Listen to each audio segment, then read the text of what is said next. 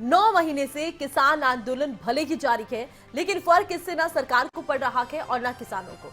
किसान धरने पर बैठे हैं, सरकार अपने काम में लगी है। बस बयानबाजी का दौर है जो आगे बढ़ रहा है। एक रिपोर्ट देखिए।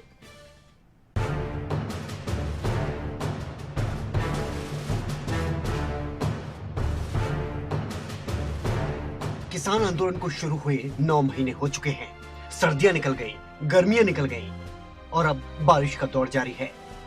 लेकिन किसानों का यह आंदोलन लगातार आगे बढ़ रहा है। जनवरी में बातचीत के सिलसिले पर बर्फ कुछ इस तरह से जमी कि अब तक वो पिघली नहीं है। ऐसे में चुनावी राज्यों में किसान नेताओं ने अपनी दस्तक दी, सरकार के खिलाफ आवाज उठानी शुरू कर दी। उधर सरकार की तरफ से यही कहना है कि किसान आंदोलन का एकमात्र समाधान बातचीत है।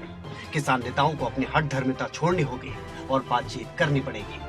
तो किसानों को कहना है, हमको इसमें क्या कहना है? हमको कुछ नहीं कहना।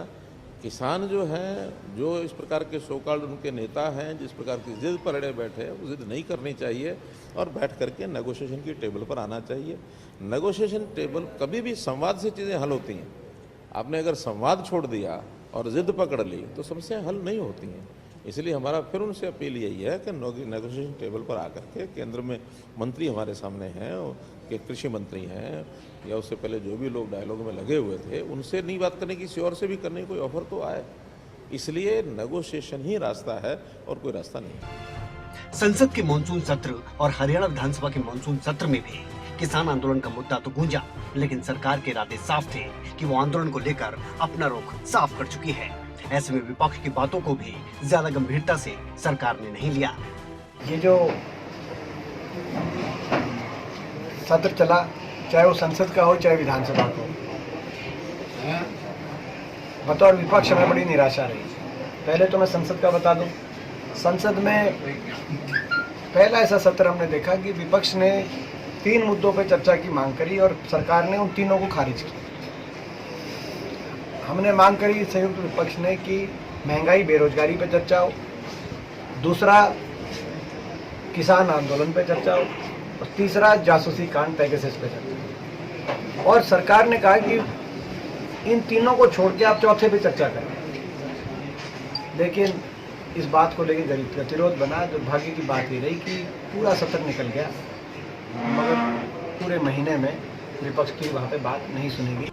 वहीं किसान नेता राकेश टिकैत चंडीगढ़ पहुंचे, जहां एक बार फिर वो सरकार पर बरसते नजर आए। यहां तक कि सरकार की तुलना टिकैत ने तालिबानी सरकार से कर दी। सरकारों को वापसी लेने पड़ेंगे, एमएसपी पे गारंटी कानून बनाना पड़ेगा। खाली अकेले पंजाब और हरियाणा में कहते हैं जी आपको तो बिकता है एमएसपी पे, नहीं बिकता, इनका भी करेंगे। हम भी प्रधानमंत्री का प्रचार करेंगे, आमदनी 2022 में दुगनी होगी। तो ये हालात हैं आज देश की। कैमरा और कलम पे बंदूक का पहरा है।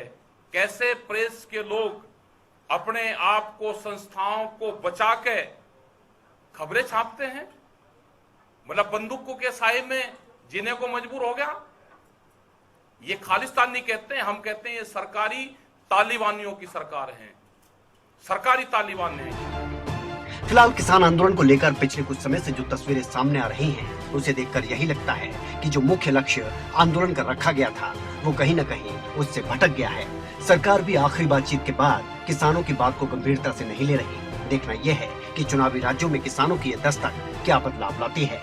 चंडीगढ़ से जितेंद्र चौधरी के साथ अनिल मोर और नारायणगढ़ से परिंदर गुलिया ने खबरें अभी तक।